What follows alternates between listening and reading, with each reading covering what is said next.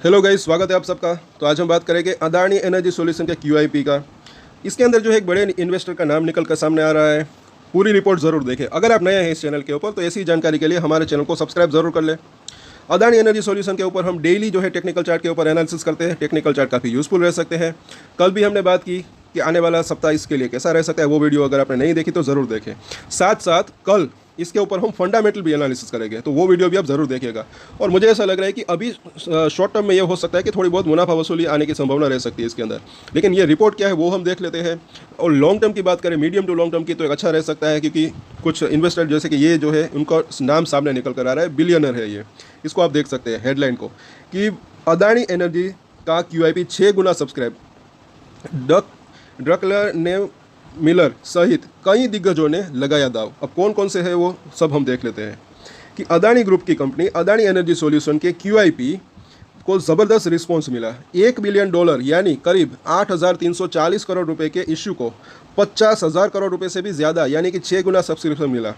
Adani group की इस QIP के जो है बड़े निवेशकों में फेमस बिलियनर स्टैनली ड्रकेनमिलर के नेतृत्व वाली फर्म्स भी शामिल है।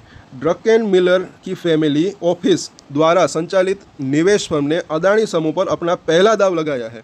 और बता दें कि क्यूआईपी का इस्तेमाल लिस्टेड कंपनियां बड़े निवेशकों और संस्थानों से फंड जुटाने के लिए करती है।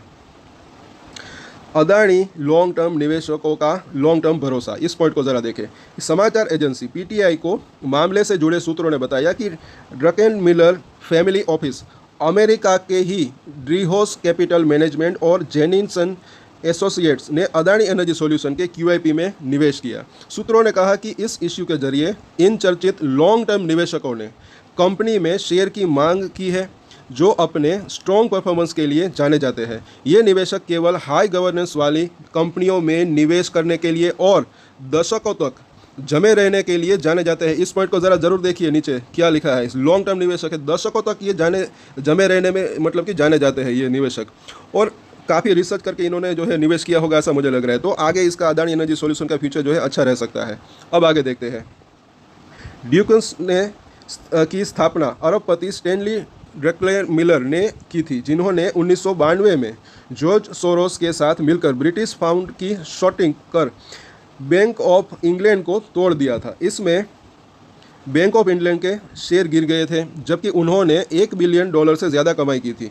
अदानी ग्रुप का मार्केट में कई लॉन्ग टर्म निवेशकों को लाने का इतिहास रहा है। पिछले वर्षों में इसने GQG partners, Qatar investment authority और इंटरनेशनल होल्डिंग कंपनी सहित बड़े निवेशकों को शामिल किया है। सूत्रों ने बताया कि अदानी समूह के ये मौजूदा निवेशक भी क्यूआईपी में शामिल हुए हैं। 120 से अधिक निवेशकों ने दिखाई रुचि। इस पॉइंट को ज़रा देखें कि अदानी एनर्जी की क्यूआईपी अपने हाई डिमांड के चलते एनर्जी सेक्टर में सबसे बड़ी बन गई है। पावर ट्रांसमिशन, डिस्ट्रीब्यूशन और स्मार्ट मीटर कारोबार से जुड़ी कंपनी अदानी एनर्जी के $1 बिलियन के इश्यू में 120 से अधिक निवेशकों ने शेयर खरीद के लिए निवेश किया है। क्यूआईपी में शामिल होने वाले अन्य प्रमुख वैश्विक नामों में black rock, Jupiter asset management, Nomura asset management और ईस्ट स्प्रिंग शामिल है। सब बड़े बड़े नाम हैं। वहीं घरेलू म्यूचुअल फंड भी जरा देखिए। घरेलू म्यूचुअल फंड ने भी इसमें दाव लगाया है। उनमें SBI mutual fund, HDFC mutual fund, axis mutual fund, बंधन म्यूचुअल फंड, एलआईसी, व्हाइट ऑक और 360 शामिल है।